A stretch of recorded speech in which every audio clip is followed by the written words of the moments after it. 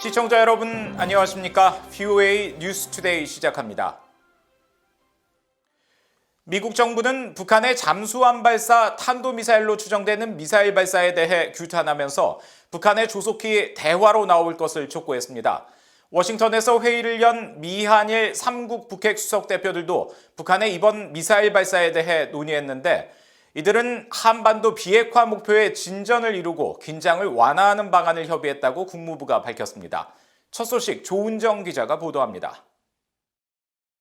미국 백악관은 잠수함 발사 탄도미사일 SLBM으로 추정되는 탄도미사일을 북한이 시험 발사한 데 대해 규탄 입장을 밝혔습니다. 젠 사키 백악관 대변인은 북한의 이번 발사를 도발로 규정하면서 유엔 안보리 결의 위반이며 영내의 위험이라고 지적했습니다. We condemn the DPRK's ballistic missile launch. These launches violate multiple UN Security Council resolutions and are a threat to the region. We call on the DPRK to refrain from further provocations and engage in sustained and substantive dialogue. 사키 대변인은 이어 북한의 이 같은 발사는 외교의 필요성이 시급하다는 것을 강조한다면서 전제 조건 없이 어디서든 만날 수 있다는 미국의 제안은 여전히 유효하다는 기존 입장을 재확인했습니다. In fact, this morning, Special Representative for the DPRK, Sung Kim, met with his Japanese and ROK counterparts to discuss how to engage the DPRK. And so we remain prepared to engage in diplomacy with the DPRK and also, of course, to work closely with our allies and partners. 국무부도 백악관과 같이 북한의 탄도미사일 발사를 규탄하며 북한의 대화 복귀를 촉구한다는 입장을 밝혔습니다. 국무부는 이어 보도자료를 통해 성김 대북특별대표와 노규덕 한국외교부 한반도 평화교섭 본부장, 후나코시 다케히로 일본 외무성 아시아대양주 국장 등 미한일 북핵 수석 대표들이 3자 협의를 열고 한반도의 현재 상황에 대해 세밀한 논의를 했다고 밝혔습니다.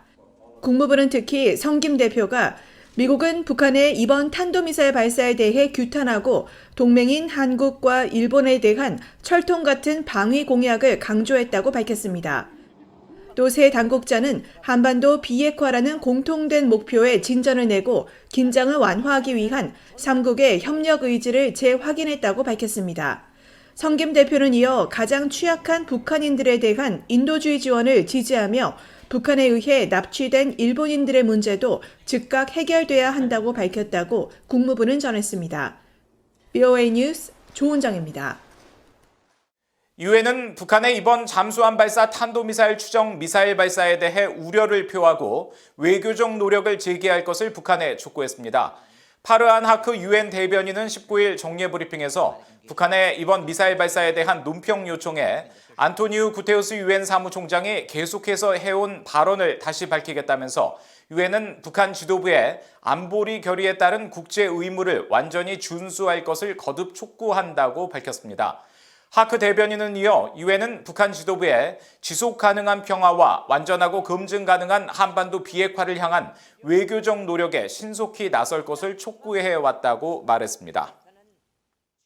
18일 신종 코로나 바이러스 합병증으로 별세한 콜린 파월 전 미국 국무장관이 생전에 언론과의 마지막 인터뷰에서 북한은 미국을 절대로 공격하지 못할 것이라고 말한 것으로 전해졌습니다. 미국 워싱턴 포스트는 18일 밥 우드워드 부편집장과 파월 전 장관이 지난 7월 북한과 이란 등 미국의 외교 안보 현안을 주제로 진행한 인터뷰 내용을 공개했습니다. 파월 전 장관은 이 인터뷰에서 북한은 미국을 공격하면 미국이 다음 날 아침 그들을 파괴할 것이라는 것을 알고 있다며 그런 대립의 결과를 감당할 수 없기 때문에 이란과 북한은 미국의 적이 될 수 없다고 말했습니다. 또 중국은 우리가 북한과의 전쟁을 시작하게 두지 않을 것이라고 말하고 김정은 국무위원장을 작은 얼간이로 칭하면서 그는 미국에 대한 공격이 남의 도움을 받아 하는 자살이라는 것을 알기 때문에 절대로 미국을 공격하지 않을 것이라고 거듭 강조했습니다. 유럽연합이 유엔 총회 제3위원회에 제출하게 될 북한 인권 결의안 초안을 작성해 18일 공동 제안국들과 첫 회의를 열었다고 VOA에 밝혔습니다. 3년 연속 공동 제안국 참여를 하지 않고 있는 한국 정부의 입장이 주목되는 가운데 북한 인권 결의안은 다음 주에 정식 제출될 예정입니다. 김영권 기자가 취재했습니다.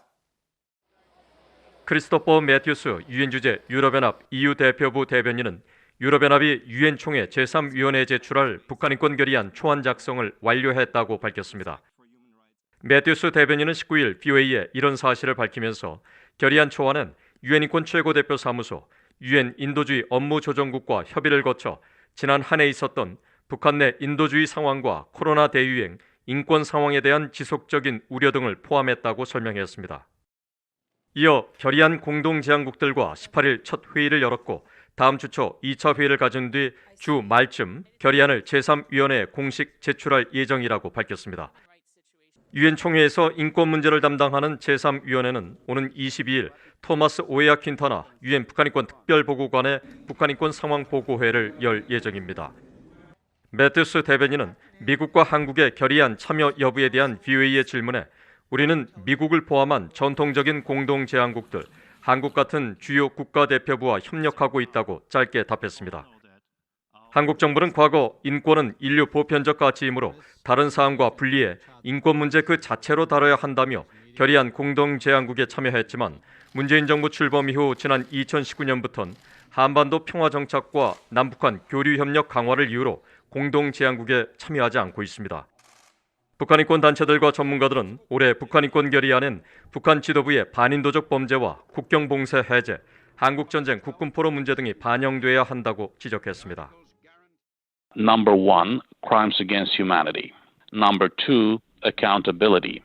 Ideally, referral to the ICC, the International Criminal Court. There should be a paragraph addressing the dire humanitarian situation created by irrational COVID-related travel restrictions across the border and within the country. 세계 70개 이상의 민간단체와 개인 활동가들이 연대한 북한자유연합의 수전 솔티 의장은 중국과 러시아 감옥에 수감돼 북송 위기에 몰린 탈북 난민 보호와 북한 주민들을 사지로 모으는 국경 봉쇄 해제를 북한 지도부에 촉구하는 내용이 결의안에 반영돼야 한다고 강조했습니다. 로버트 킹 전 국무부 북한인권 특사도 BOA에 코로나 대유행과 북한 지도부의 심각한 규제 조치가 주민들에게 어떤 영향을 미치는지 파악하는 게 중요하며 핵심은 개선되지 않는 북한 내 끔찍한 인권 상황이라고 지적했습니다. The biggest problem is that conditions in North Korea have not really been that different. They're horrible and they continue to be horrible. 전환기 정의 워킹그룹과 북한인권시민연합 등 한국 내 인권단체들도 이번 결의안에 한국전쟁 국군 포로와 그 가족들이 겪는 인권 침해 문제, 북한 지도부의 강제노동 착취를 통한 돈벌이 문제도 반영해야 한다고 밝혔습니다.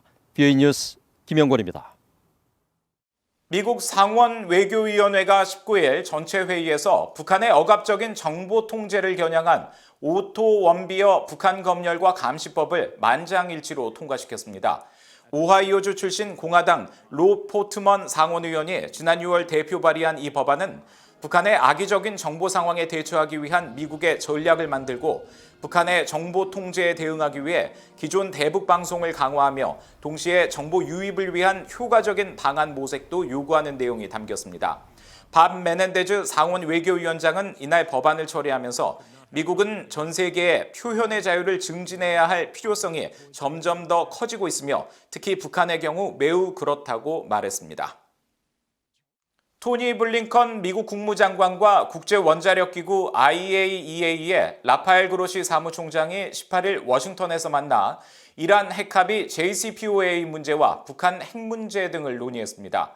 국제원자력기구는 19일 보도자료를 통해 블링컨 장관과 그로시 사무총장의 회동 소식을 전하며 두 사람은 북한 핵 프로그램과 관련해 최근 상황에 대해 이야기를 나눴으며 2009년 IAEA 사찰단이 북한에서 추방됐지만 IAEA는 북한 핵 프로그램을 계속 면밀히 주시하고 있다고 밝혔습니다.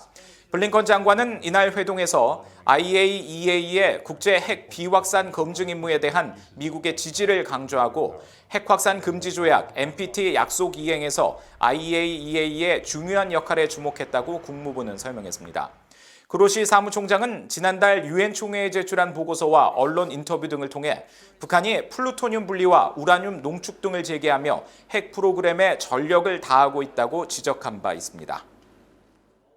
이상으로 VOA 뉴스투데이 마칩니다. 시청해주신 여러분 고맙습니다.